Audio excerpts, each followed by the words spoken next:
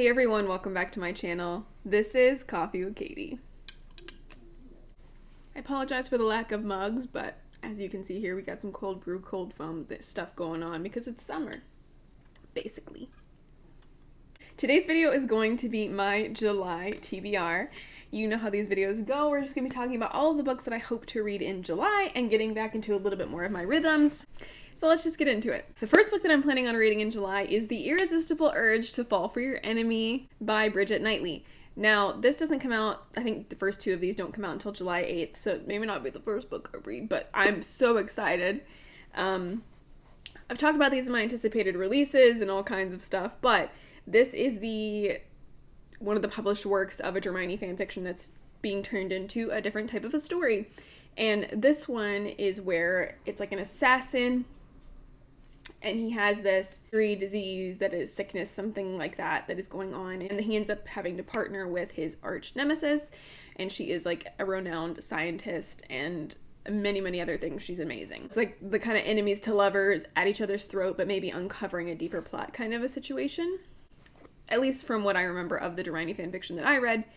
I'm sure they've changed things in the story, but I'm still curious about it and very excited because I loved how that story went and the way that she wrote it. So I'm very curious to see how she writes in a traditionally published setting with an editor, like all of that good stuff. So I'm very excited about this one, which leads into the next one, A Rose in Chains by Julie Soto.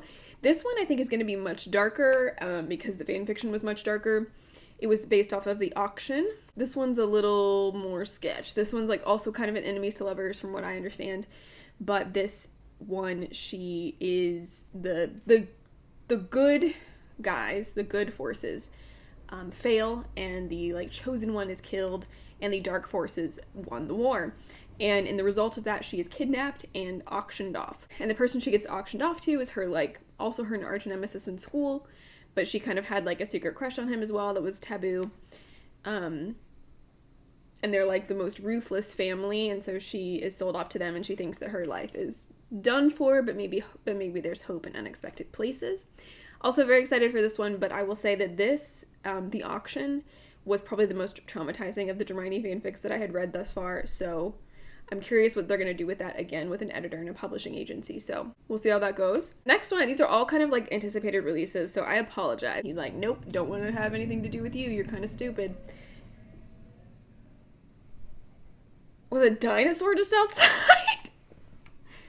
Oh, I don't know if you heard that. That was a crazy noise. Anyway. And Sophie Irwin's coming out with a new book in July. I've loved Sophie Irwin's other works, and specifically her second one. So I will read anything she writes at this point.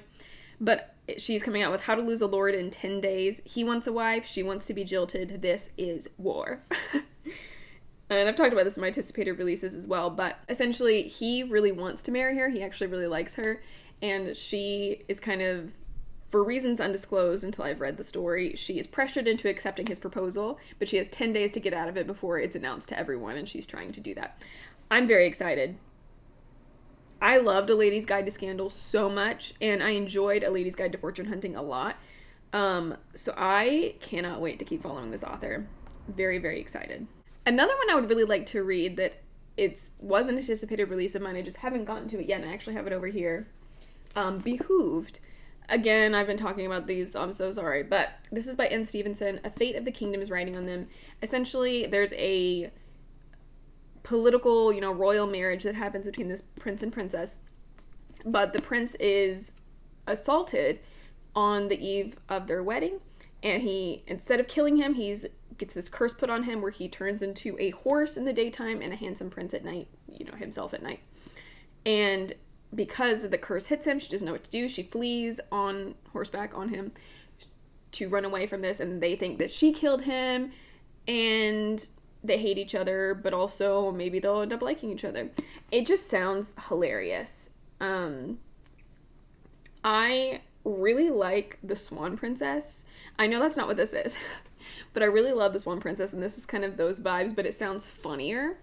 And on the back, honestly, the back says, a charming slow burn fantasy featuring a duty-bound noblewoman with a chronic illness and a prince who would rather be in a library than on a throne, and a magical ride through a world of cozy enchantment. That sounds fantastic, but there's a couple blurbs on the back of authors that I think are that I think say a lot. One of them is Sarah Beth Durst, who wrote The Spell Shop and other works.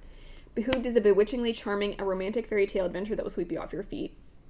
T. Kingfisher said, arranged marriages, mischievous magic, and families lost and found. A quirky, charming fantasy romance to cuddle up with. Say less, you know? I'm in. Very much looking forward to reading that as well. And the last book that I'm going to attempt to read, not that I will necessarily get to all of these, is going to be a shelf pick. I haven't done one of those in a while for a lot of reasons, but I'm going to try to get back into it. So here's my Death Star mug with my shelf picks. I also haven't updated this, so it's probably very outdated, but I'm trying, okay? I need to update my life a little. I've been out of the loop. Okay, I drew The Heart of Betrayal, which is interesting. This is book 2 in the Remnant Chronicles. The first one is A Kiss of Deception, which I did really enjoy, and I've been meaning to get back into this world, so maybe this is a good excuse to do so. But The Heart of Betrayal is book 2. I can't say a lot about it, but it's picking up off of book 1, obviously, where there's a prince and an assassin, and they're going, this princess runs away from this marriage she didn't want with a prince, and the prince and the assassin go and follow her. Obviously, one is trying to scope out the situation because she left him at the altar, the other one is trying to kill her.